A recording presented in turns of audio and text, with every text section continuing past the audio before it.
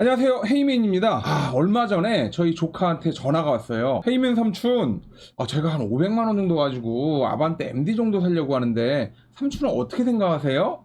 딱 그 말을 딱 듣는 순간 아유 띵아, 그걸 왜 500이나 주고 아반떼 MD를 사냐? AD를 사야지. MD 정도면 괜찮지 않아요? 이 얘기를 하는 거예요. 그래서 아니야, AD를 사야 되는 거야. 왜 사야 되는지 지금부터 한번 얘기해 줘 볼게. 일단 아반떼 MD 같은 경우는 너무 구형이에요. 출시된 지 거의 10년 가까이 또 됐고요. 이제 수출까지도 나갈 정도로 굉장히 구형 모델이 돼버렸기 때문에. 두 번째는 아반떼 MD가 하중 분산이 좀 잘못돼 있어서 그 PC 테일이라고 해가지고 뒤트렁크 쪽이 이렇게 한쪽으로 쏠리는 그런 경향이 좀 있어요. 그래서 한동안 이제 동호회에서 문제가 굉장히 많이 있었죠. 세 번째로는 이제 제가 비교하는 곳이 보통 이제 자동차 경매장이잖아요. 경매장에 이렇게 물건 올라오는 거 보면 최근에 아반떼 A가 많이 나와요. 한 번 나오면 100대가 넘게 나오는데 보통 보면 시작가가 한 500 언저리에서 시작을 하고 한 100만 원, 200만 원만 더 줘도 그냥 AD로 넘어갈 수 있습니다. 물론 이제 주행거리가 조금 돼요. 보통 AD가 나온 게 2015년부터 나왔기 때문에 일반적으로 10만 정도 되고요. 아반떼 MD는 한 15만 이 넘어가는 경향이 많이 있죠. 아무래도 엔진 미션 보증이 바로 끝난 5년에 10만 정도 되는 차량이 낫지 15만, 16만, 20만 정도 되는 MD를 굳이 건드릴 필요가 있을까 하는 생각이 듭니다. 네 번째로는 이제 GDI 이슈가 있죠. 아반떼 MD 한동안 말이 많았어요. 수출형 같은 경우에는 누 엔진을 사용을 해서 전혀 이런 부분이 없었는데 현대에서 내수랑 수출이랑 차별하는지 모르겠는데 이 GDI 엔진이 결국은 이제 엔진을 교환해주는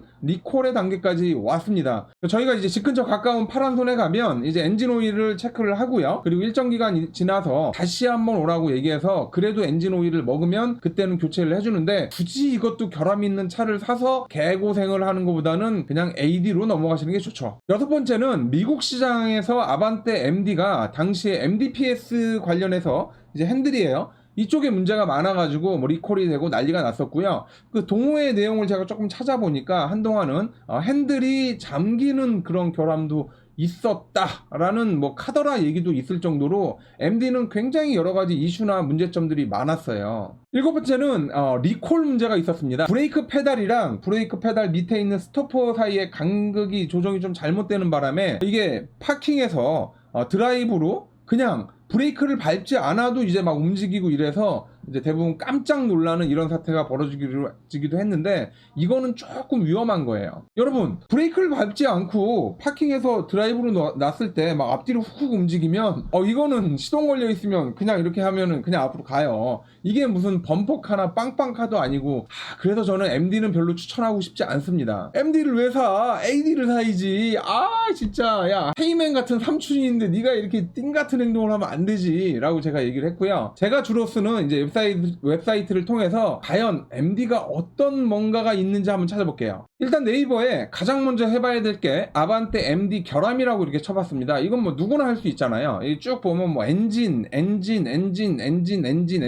아니, 자동차에서 가장 중요한 게 뭐겠어요? 이 심장입니다. 엔진이 심장과 다리인데 결국은 엔진과 미션에 대한 부분인데 얘는 지금 엔진이 아주 그냥 머리 아파요. 이 커핑이라고 해가지고 이상한 소리도 들리고요. 이걸 살 필요가 있을까요? 이렇게 쭉 보면 이렇게 나오고 있어요. 그러면 이제 우리가 잘 아는 정비 카페, 정비사들만 모여있는 오토웨이브 정비 카페에 들어가서 아반떼 MD를 이렇게 쭉 검사를 해봤습니다. 그러니까 미션이 4단에 고정도 되고 이건 미션이 나간 겁니다. 블루투스, 쇼업 서버 이런 건 일반적으로 나가는 거긴 한데 이렇게 쭉 오토웨이브에 들어가서 회원이 아니더라도 아반떼 MD가 보통 어디가 많이 고장나는지를 알아야 중고차를 사고 나서 얼마 있다가 고장이 나면 나갈 게 나갔구나 라고 생각을 하는 거지, 괜히 중고차 사고 나서 며칠 있다가 고장나면 기분이 찝찝하거든요. 아셔야 되고요. 그 다음 이제 그 나무 위키에 들어가서 아반떼 MD 이게 어떤 녀석인지 한번 보자고요. 이게 자동차를 전부 다 알 수 없잖아요. 그래서 아반떼 MD 같은 경우에는 이제 5세대입니다. 5세대 아반떼고 살펴보면 여기 MDPS, PC테일, 누수, 엔진 결함, 브레이크 페달, 스토퍼, 리콜, 사건 사고 이런 부분이 쭉 나와요. 이거 한번 쭉 읽어보시면 됩니다. 이거로 컨텐츠를 제작해도 거의 한 1시간이 걸릴 정도로 내용이 굉장히 많습니다. 알아보시고요. 그리고 자동차 리콜 센터에 들어가서 이제 엔카에서 획득한 특정 차량 번호를 넣으면 이 차 리콜 상황이 나옵니다. 리콜 상황을 보시게 되면 지금처럼 브레이크 페달, 스토퍼 간의 리콜 상황이 리콜이 2015년까지 나왔는데 리콜은 2017년에 떨어졌어요. 이게 좀 더 강하게 얘기를 했어야 되는데 너무 좀 늦게 얘기를 했네요. 12년부터 14년까지 제조한 그 아반떼 i30와 아반떼 MD가 지금 브레이크 페달 스토퍼 리콜이 걸려있네요. 그리고 이제 가셔야 될 게 보배드림의 커뮤니티 국산차 게시판에 이제 아반떼 MD 관련해가지고 검색을 딱 이렇게 쳐보면 MD 관련 얘기가 엄청 많이 나와요. 뭐 이게 말이 됩니까? 뭐 엔진 교환했어요. 뭐 고속주행 시 진짜 별로네. 이 바로 나오잖아요. 고속주행을 하면 궁뎅이가 들썩들썩 한다라는 거예요. 그래 무게 배분이 안 맞는 거거든. 그런 차를 왜 사? 그리고 그 다음에 이제 아반떼 동호회에 들어가서 이제 아반떼 MD가 어떤 결함이 있는지 보면 여기 다 엔진이에요. 엔진. 엔진 다 엔진. 전부 다 엔진입니다. 아니 자동차 사면서 엔진 야 문제 있네. 그리고 마지막으로 이제 충돌 테스트에 대한 부분을 볼게요. 아반떼 MD가 얼마나 안전한지를 제가 찾아보려고 찾아봤는데 아반떼 MD는 충돌 테스트 결과가 없습니다. 지금 이거 국가공인기관에서 하는 건데 AD만 나와 있고요. AD는 보시게 되면 1등급으로 89점 거의 90점대에 가까운 안전도 평가 테스트를 받았습니다. 이렇게 왜 MD가 이게 안전도 평가 결과가 국내 게 없는지 모르겠지만 어쨌든 지금처럼 안전도 평가 테스트까지 완벽하게 된 차량을 보시는 게 저는 맞다고 봅니다. 아무래도 아반떼 MD, 뭐 아반떼 AD 해가지고 아반떼라고 하면 거의 국민차에 가까운 차량이고 보통 연령대가 20대, 30대들이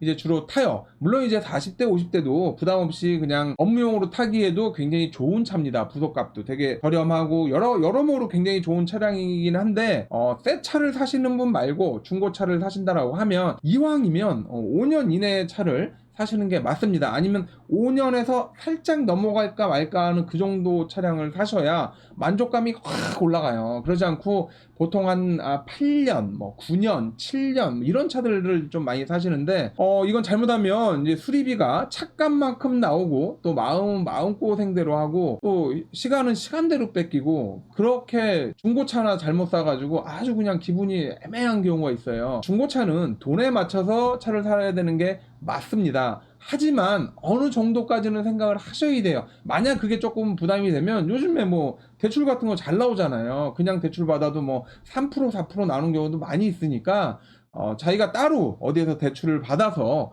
그 한 1, 200 정도 더 받아서 차라리 AD로 넘어가는 게 좋습니다. 저는 이제 그 일반적인 경매 압류 때문에 뭐 나오는 그런 경매 말고요. 롯데나 현대에서 1000대씩 나오는 그 경매 리스트를 한번 보자고요. 아무래도 이제 워낙 차가 많고 국민차다 보니까 차량 대수가 되게 많아요. 아반떼 MD는 아니고 아반떼 MD는 여기 안 나와요. 안 나오는데 아반떼 같은 경우에는 7월 27일 날 경매에 총 몇 대가 출품됐냐면 113대가 출품이 됐습니다. 여기에 가셔가지고 차 없다고 하시면 안 됩니다. 물론 이제 완전 옵션이 많거나 이런 차들은 여긴 잘 없어요. 이게 회사에 이제 장기 렌트나 장기 리스 나간 차량들을 정기적으로 회수해서 나오는 그런 차량이기 때문에 대부분 차량들이 이제 5년 이내의 차량들이 많습니다. 지금 이렇게 대충 쭉 보게 되더라도 여기 보면 시작가 낮은 것들도 있어요. 뭐 LPG 차량도 아반떼 괜찮습니다. LPG 22년 이건 아니고요. 요건 아니고 이렇게 쭉 찾아보면 지금 여기 시위안에 530만 원짜리 LPG입니다. 이런 차량이나 이렇게 쭉 보면 뭐 시작가 470 이런 디젤 차량도 있고요. 어쨌든 이렇게 겁나게 많이 나와 있어요. 그래서 시작가가 이제 500만 원 정도 중반이나 600만 원 초반에 시작되는 차량을 한 600만 원 중반이나 700만 원 정도에서 한번 노려본다라고 하면 그렇게 한다라고 하면 될 확률도 상당히 높고요. 여러분들이 MD를 생각할 바에는 AD로 가라는 얘기죠.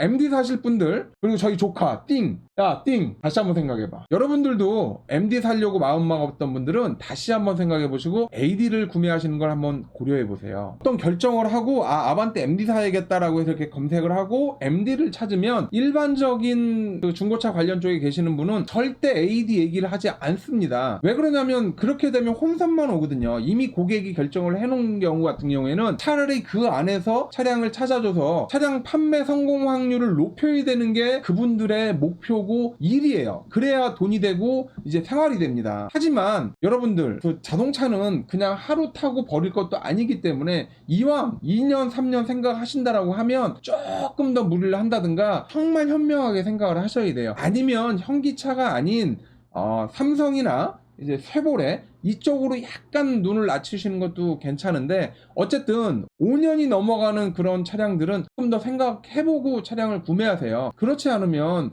자기가 선택은 했지만 중고차가 역시 그래, 이렇게 결말이 나는 아주 그냥 찝찝한 그런 경험을 할 수도 있거든요. 아무쪼록 제가 이제 저희 조카한테 이렇게 조언해 준 것처럼 정말 다시 한번 생각해 보세요.